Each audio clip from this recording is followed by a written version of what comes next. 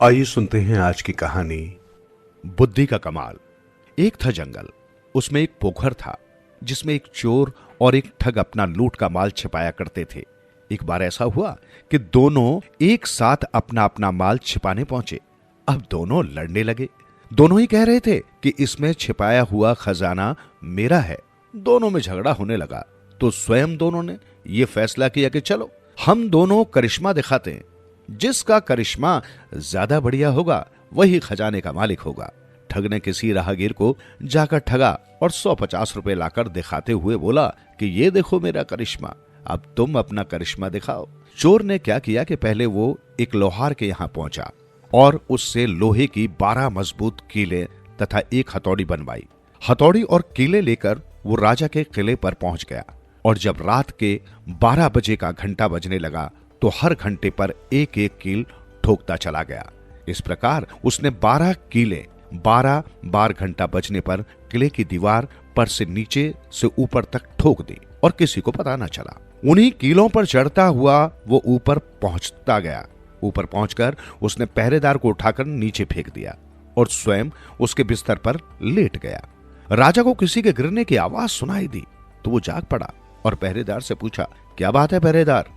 वो चोर पहरेदार की चारपाई पर से बोला, महाराज कोई बात नहीं, मैं जग रहा हूं। मैंने एक बहुत खराब सपना देखा है कि कोई चोर किले की दीवार में घंटा बजने की आवाज के साथ हर घंटे पर एक कीले ठोकता हुआ किले पर चढ़ आया है और मुझे उठाकर नीचे फेंक दिया है तथा रानी का नौलखा हार चुरा ले गया है। बस सपने से डरकर मैं सोते में चारपाई पर से नीचे गिर गया।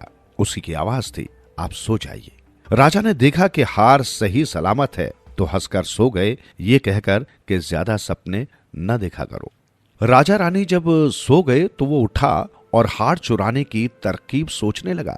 राजा रानी जिस पलंग पर सोए थे उसके ऊपर एक सिकहर टंगा था। उस पर एक थाली पानी से लबालब भरकर रखी गई थी और उसी में हार रखा था। उस थाली में यदि एक चींटी भी गिर जाए तो पानी छलक कर राजा रानी के ऊपर गिर जाए और वे जाग जाए।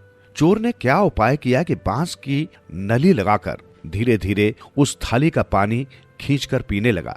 जब थाली थोड़ी खाली हो गई तो थाली में राख डाल दी और हार निकालकर गाड़ी गई उन्हीं कीलों पर होते हुए वापस उतर गया। सुबह जब राजा की आंख खुली तो क्या देखता है कि पहरेदार तो गायब है, रानी के हार का पता नहीं और थाली में राख भरी हुई है। इतने में नीचे से शोर भी सुनाई दिया। पता चला कि नीचे पहरेदार की लाश पड़ी हुई है।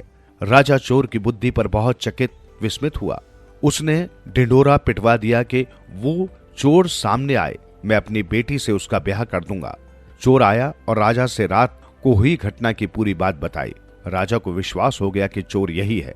अब राजा ने विवाह का दिन निश्चित कर दिया और कहा, अच्छा अब तुम चोरी न करो, अपनी बुद्धि राज्य की भलाई में लगाओ, हम तुम्हें अपनी बेटी ब्याह देंगे। इतना सुनकर सभा में बैठे दूसरे देश के राजा बोले, अभी रुक जाइए, ये चोर हमारे किले से जब चोरी कर ले तब मैं मानूंगा और तब मैं भी अपनी बेटी का ब्याह उससे कर दूंगा।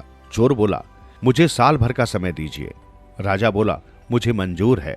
अब चोर अपने गांव चला गया और उसने एक ऊंट पाल लिया। रोज वो ऊंट पर बैठकर टहलने जाने लगा और उसे खूब तेज तेज चाल में दौड़ाने लगा। धीरे धीरे अभ्यास कराने से ऊंट की चाल इतनी तेज हो गई कि वो 2 घंटे में दूसरे राजा के शहर तक पहुंचने लगा। एक दिन वो राजा के शहर में पहुंचकर एक अंधी बूढ़ी स्त्री के यहाँ ठहर गया।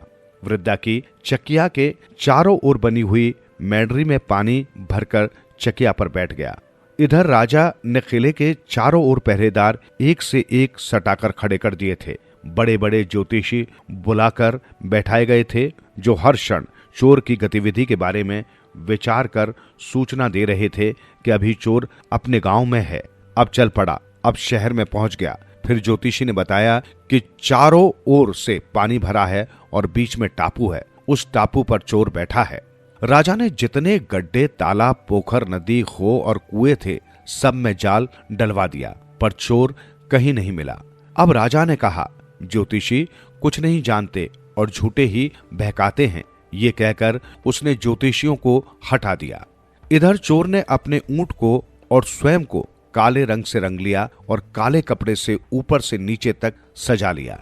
ऊंट पर दोनों ओर कालिक पुते हुए एक एक पीपा लटका लिया।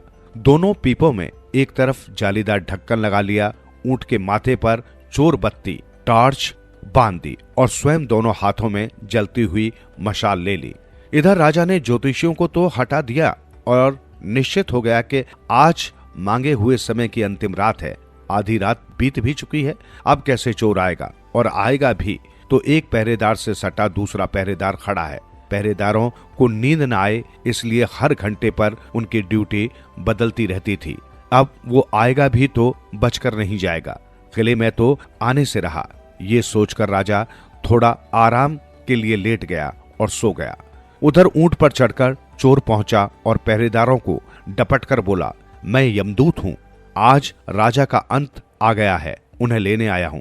ये सुनकर और ऊंट का तथा ऊंट सवार का रूप देखकर उसे यमदूत समझकर पहरेदार डरकर अचेत हो गए। वो महल में घुस आया और भीतर राजा के पलंग तक पहुंचकर बोला, राजा उठो, तुम्हारा अंत आ गया। मैं यमदूत हूं, तुम्हारे लिए सवारी लेकर आया हूं। अब तो आंख खुलते ही सामने यमदूत को देखकर राजा रानी डरकर दोनों ही अचेत हो गए। चोर ने जालीदार ढक्कन खोलकर एक पीपे में रानी को डाल दिया व दूसरे में राजा को, और ऊंट हाँकता हुआ अपने गांव को लौट आया। गांव में जब वो वापस पहुंचा तो उजाला होने लगा था। उसने नहा धोकर कपड़े बदले, ऊंट को भी नहला धुला कर ठीक किया और दोनों पीपा लाद कर पहले वाले राजा के यहाँ पहुंचा दिए। राजा से वो बोला, मैं उस देश के राजा के किले से चोरी कर लाया हूँ।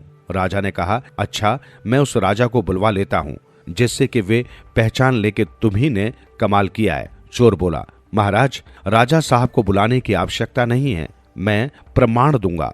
कहकर उसने एक पीपे को जिसमें रानी को रखा था उसे रानी वास में भिजवा दिया, ये कहकर कि इसे महारानी जी खोलेंगी।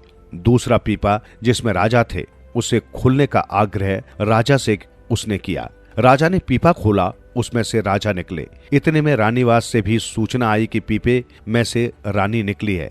अब दूसरा राजा बोल उठा कि भाई, मैं तुम्हारी बुद्धि की दाद देता हूँ और तुम्हारे कमाल को स्वीकार करता हूँ। पहले राजा ने अपनी बेटी उस चतुर चोर को ब्याह दी तथा अपना आधा राज्य उसे दे दिया। दूसरे राजा ने उसके कहने पर अपनी पुत्री का विवाह चोर के भाई से करके अपना आधा राज्य अपने दामाद को दे दिया। इस प्रकार दोनों भाई अपनी अपनी पत्नी के साथ सुख चैन से रहने लगे और राज करने लगे। उधर ठग को भी शर्त हार जाने के कारण अपना पोखर का पूरा खजाना चोर को देना पड़ा।